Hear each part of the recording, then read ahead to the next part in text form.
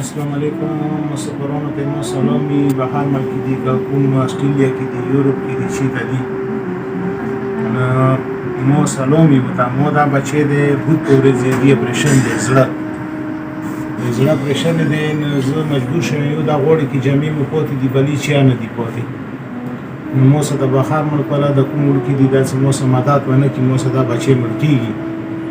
نجیب سید رستوالی مغه 1000 روپۍ روکړي مغه په درو د هسپتال ته راغلی اوس دا هسپتال کې هغه پیسې هم اوسې ختم شوې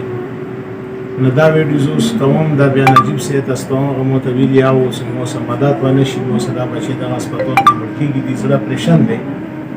ډېر تکلیف دی مو ته مشکلات یې راته هېڅ هغه نشته شپږ میاشتې کېږي چې دا د هسپتال کې داخله نو بود په ورځې دې اپریشن دی مو ته سخت تکلیف دی چې مو سره د بخار ملک بلل مدد وکړي وسلام